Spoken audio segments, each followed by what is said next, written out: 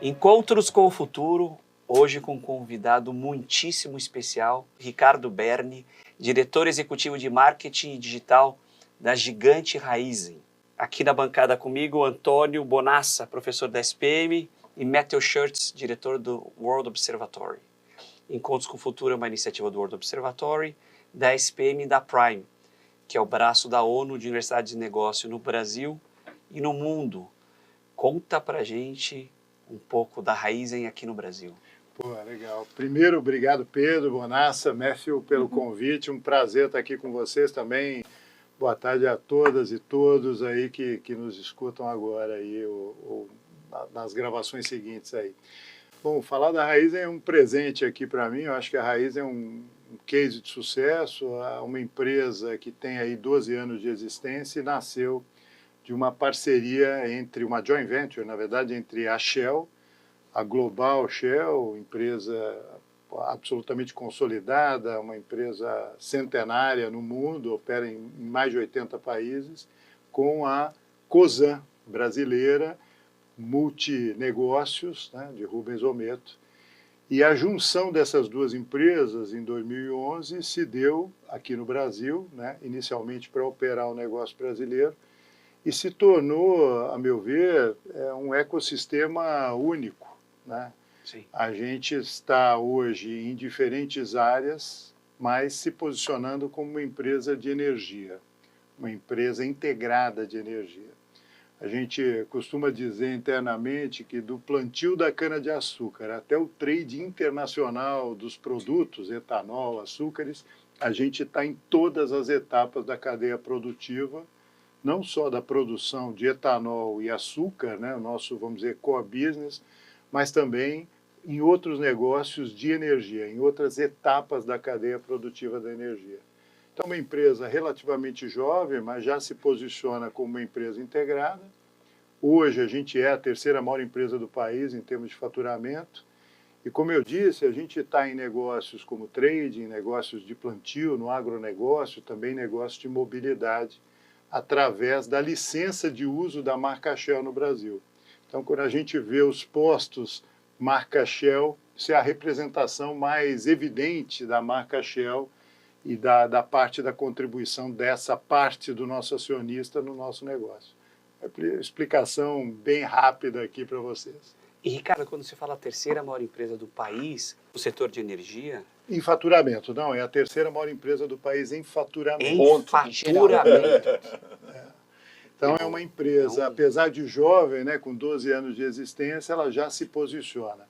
E isso se deve a não só o fato de sermos produtores, mas também da gente, de fato, comercializar produtos, né, numa escala 3 vezes maior do que o que a gente propriamente produz. Além disso, toda a operação de distribuição de combustíveis, né, a gente tem quase 7 mil postos no país, além de negócios B2B, negócios com aviação, negócios com mercado marítimo, uma gama de relações B2B, né, empresa com empresa, bastante multifacetada, né? E também, obviamente, trading, mercados internacionais, exportação de produto para outros países. Ricardo, eu sei que o Matthew vai perguntar de combustível de avião, ele fala disso tudo. E a parte marítima também. Não, isso está com ele. Deixa eu te perguntar um ponto antes. Quando a gente escuta o nome da Raizen, a gente sempre pensa em biomassa. Por que essa fama ficou tão... por que isso ficou como uma bandeira de vocês tão forte? Não, isso é incrível. O nome da Raizen, né, ele provém de uma pequena brincadeira. Raiz, a própria raiz da planta, né, a nossa pegada de tudo provém da cana-de-açúcar, tudo provém da cana, né, já por si dá a conotação de líderes em biomassa, né, líderes da cana-de-açúcar, e de fato somos líderes na cadeia sucroalcooleira brasileira, né? E o finalzinho, o EN de energia, né? Então, raiz, a planta, e o EN de energia. Então, Raizen, essa é a origem do nome. E a questão da biomassa é a planta certa, né? A gente acredita na cana-de-açúcar, a cana-de-açúcar remonta à história brasileira. A gente, essa o fundamento principal da história da Cosan no Brasil, né? os nossos acionistas, eles vieram crescendo muito na cadeia, nessa cadeia tão primária, tão fundamental do agronegócio brasileiro, que é o plantio da cana-de-açúcar, né? E anos, décadas se passaram, né? E hoje a cultura, ela é uma cultura absolutamente promissora sobre qualquer aspecto, plagiando uma outra grande marca, Bombril, né? É a planta das mil e uma utilidades, né? É a planta das mil e uma utilidades. Tudo se aproveita, dizem que na cadeia produtiva da carne, tudo se aproveita do boi, e na cana-de-açúcar não é diferente. Incrível. A gente, nessa sexta-feira agora, inaugura, por exemplo, a segunda planta em escala industrial para a produção do E2G, que é o etanol de segunda geração. Ele é produzido a partir do bagaço da cana. Do bagaço? Do bagaço da cana. Então, imagine você que eu posso produzir 50% mais etanol sem 1 hectare a mais de área plantada. Isso é sustentabilidade na veia. A gente fala muito de sustentabilidade, né? ESG, são 3 letrinhas que estão muito em uso, mas a gente acredita tanto numa economia sustentável, a gente acredita tanto no processo de produção em escala industrial de produtos realmente sustentáveis, né, que isso se torna o posicionamento estratégico principal da empresa. Então, acho que o líder da biomassa... Não é à toa. Essa brincadeira deve vir disso, né? De fato, é mais do que uma crença, é a realidade de um posicionamento estratégico que está baseado nessa planta certa, espetacular, que é a cana-de-açúcar. E essa tecnologia é uma tecnologia brasileira? É uma tecnologia brasileira. Bom, o plantio da cana, a produção da cana, ele remonta ao nosso Brasil colônia. Mas o que a gente vem observando, e acho que a Raiz é um bom exemplo nisso, é que com o passar do tempo, os níveis de produtividade, os níveis de ocupação sustentável do solo, de garantir que você possa produzir muito mais com menos área plantada, isso acabou virando uma tendência fundamental. O agro se desenvolve sob qualquer aspecto que a gente possa observar, do ponto de vista de técnico, de manejo, de insumos, todo tipo de maquinário vem evoluindo numa velocidade absurda, né? Então, e a gente não está fora disso, ao contrário, a gente capitaneia, em certa medida, um pouco desse crescimento, desse desenvolvimento. Então, sim, a gente está produzindo mais. É claro que o clima tem uma participação fundamental em qualquer cultura agrícola. Sim. Mas, a despeito do clima, né, e considerando o clima, e até por conta de que o clima, ainda mais num ambiente de mudanças climáticas tão evidentes, a gente tem que fazer uso do máximo de tecnologia, de inteligência artificial, a drones, a georreferenciamento, a plantios mecanizados, para que a gente possa produzir cada vez mais cana, e da cana produzir mais etanol, mais açúcares e outros produtos que são apostas de futuro. Vai falar em algum momento sobre inovação, sobre novas apostas, né? Vamos falar, pode falar. Como é que está? Ele está esperando. Os combustíveis marítimos e de aviação sustentáveis, de biomassa. Em que momento que a gente está? Em que momento a gente está e como é que você vê isso no futuro? Porque Perfeito. o setor de aviação tem muita dificuldade para baixar suas emissões, né? Sim. Pelo menos por enquanto, até agora. Bom, a gente tem apostas de futuro, indiscutivelmente. Mas antes de eu colocar algumas dessas apostas, assim, a grande aposta atual do momento, o grande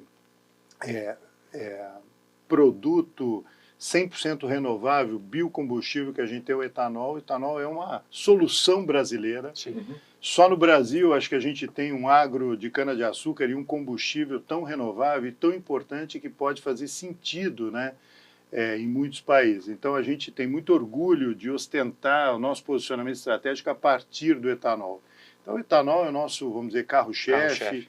A partir do etanol, a gente tem produtos derivados do etanol que também são igualmente importantes e tudo.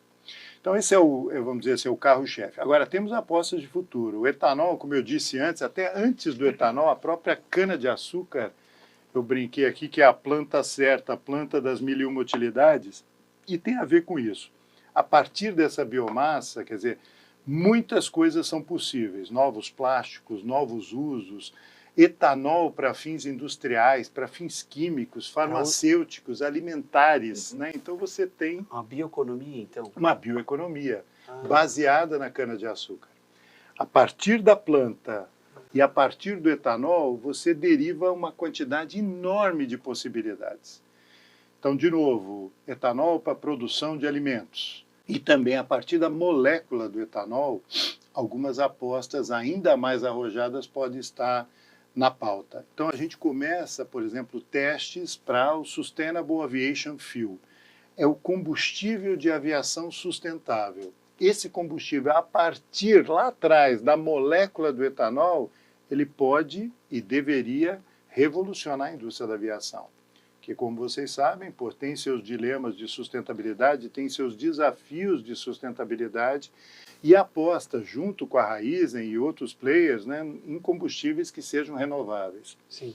Então, a despeito de ser, né, e o trânsito aéreo ser um agente poluente, como tantos outros, né, essa é uma grande aposta. Então, a gente fomenta, ajuda, apoia no desenvolvimento para que o SAF possa ter escala industrial. Porque já voaram, né? Sim, já foram feitos os testes preliminares, Matthew, você sabe disso, é um professor que está super entusiasta, conhece muito do assunto. Torcendo.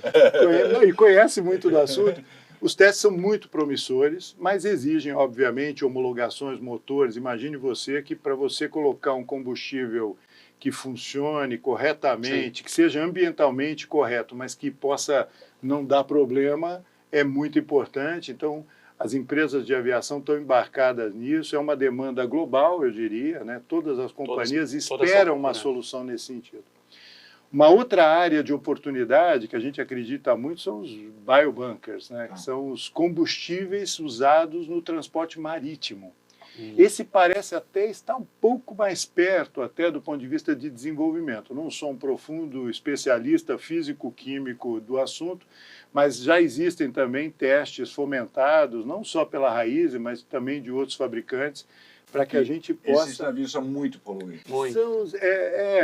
São transportes fundamentais do ponto de vista global, sim, tanto aviação como mercado marítimo, sim, também o transporte rodoviário, e também vamos, sim, ter outras opções também para diferentes níveis de transporte, mas são apostas fundamentais, né? Como você transforma a molécula do etanol em um combustível, ou como insumo de um combustível que possa trazer redução da pegada de carbono, combustíveis menos poluentes e igualmente seguros, né? Isso é fundamental. A gente não pode abrir mão da segurança, especialmente quando a gente fala de aviação, por exemplo, né?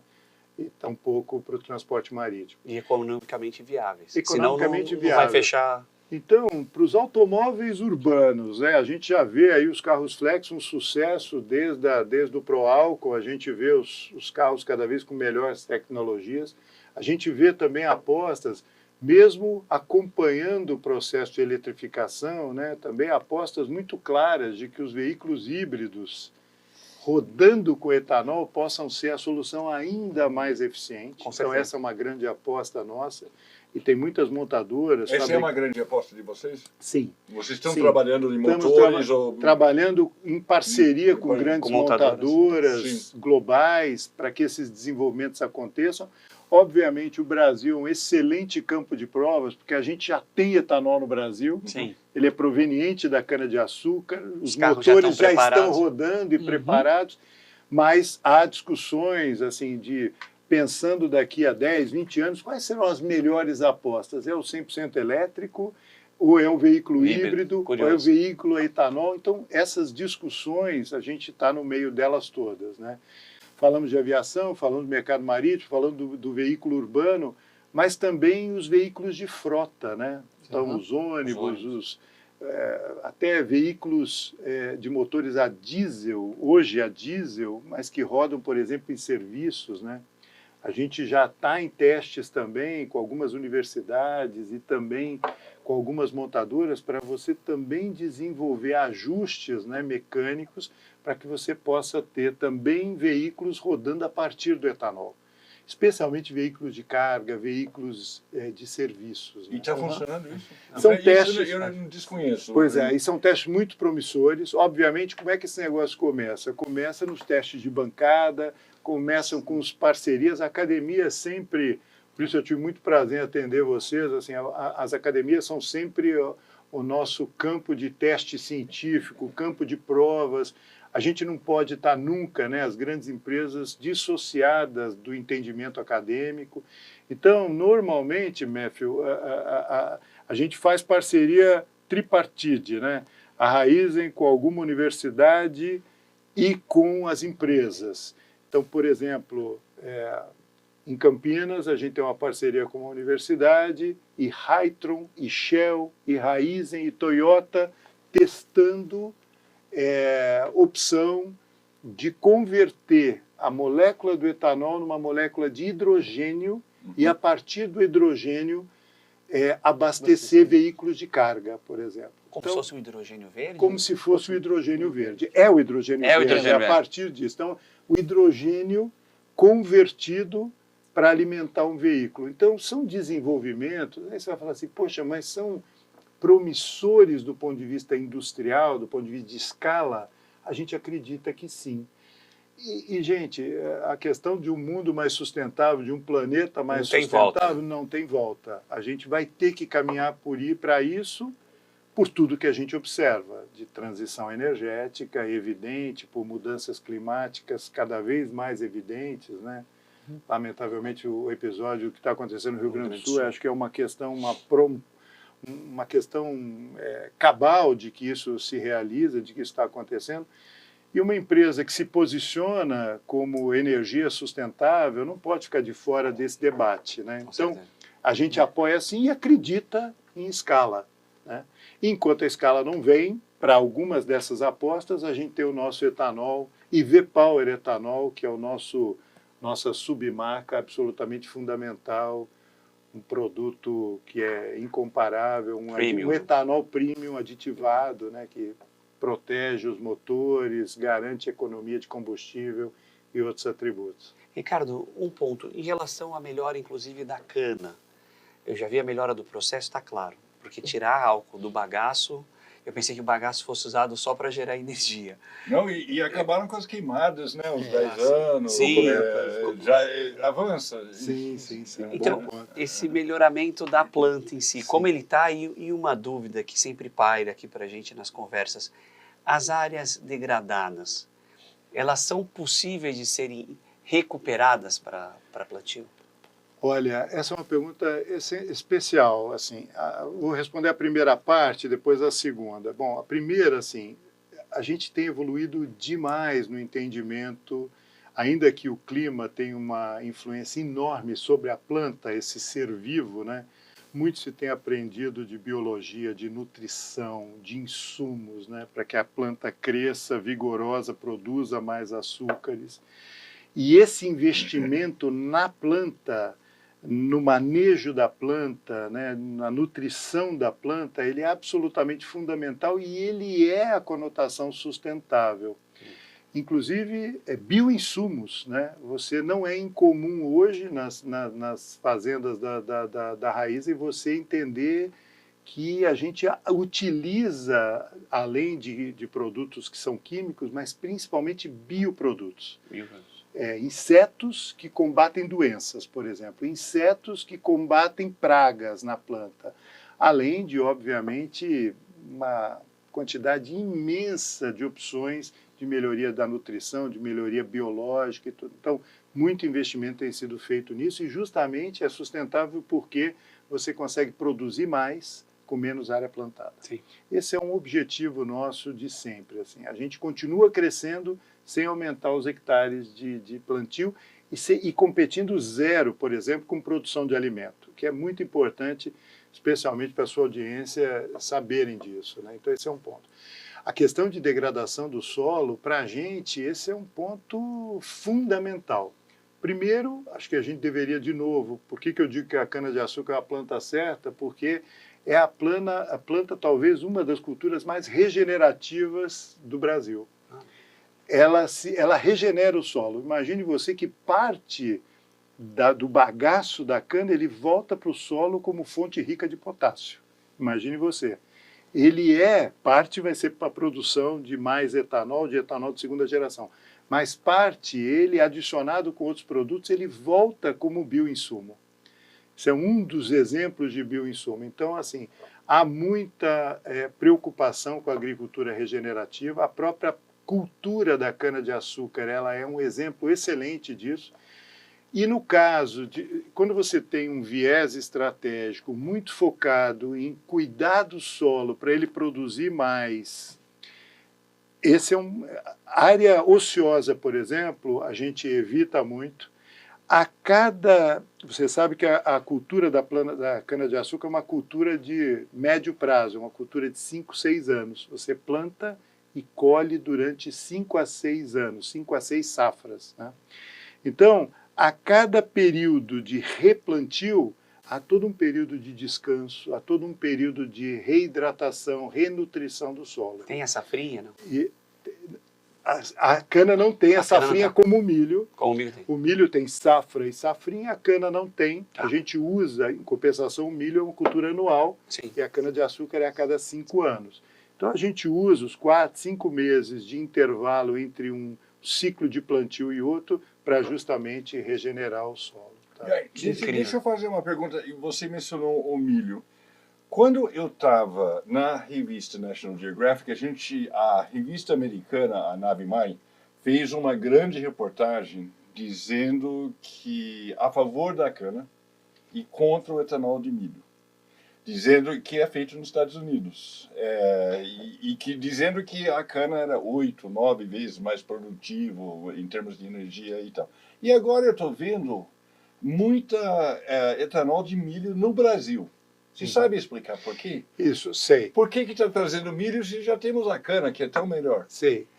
Na verdade, assim, a demanda por etanol cresce. Eu acho que, obviamente, o core business da Raízen é o etanol a partir da cana-de-açúcar.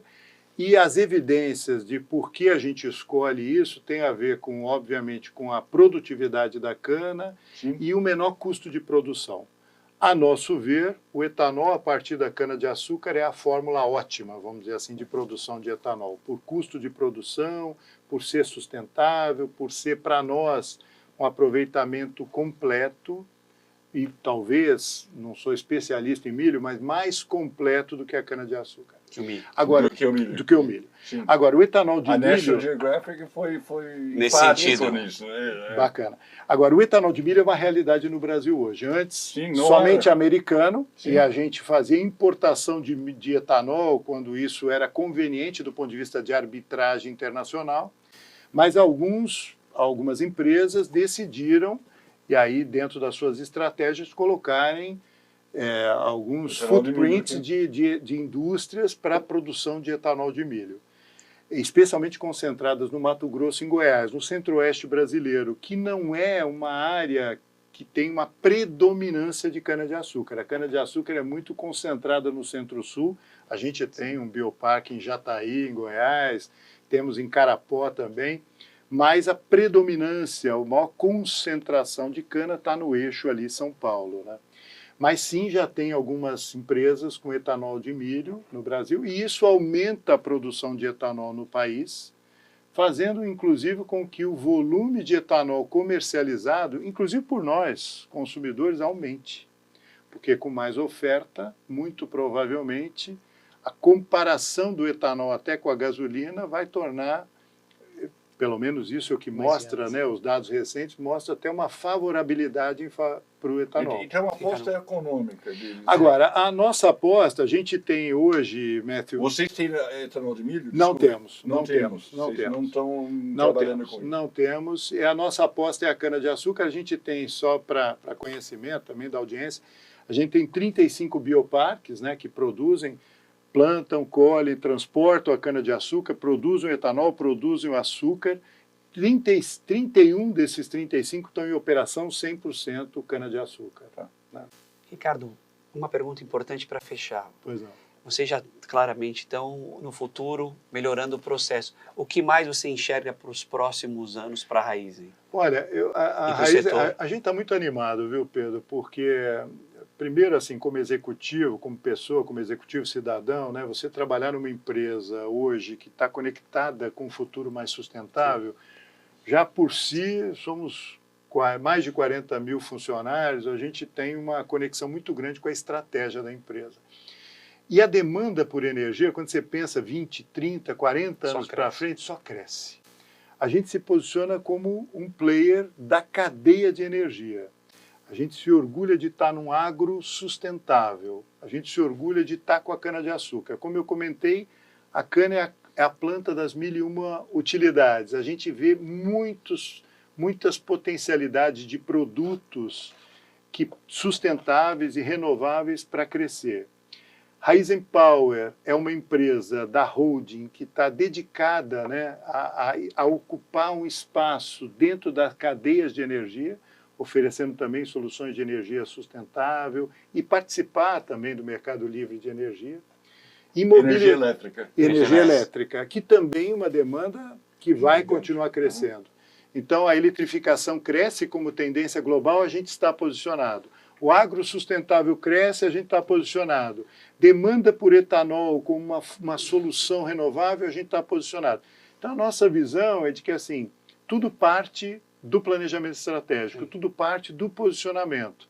Então, isso a gente está bem sustentável e a gente quer levar isso para o consumidor comum, para eu, você, cada consumidor entender isso e nos preferir a partir dessa estratégia.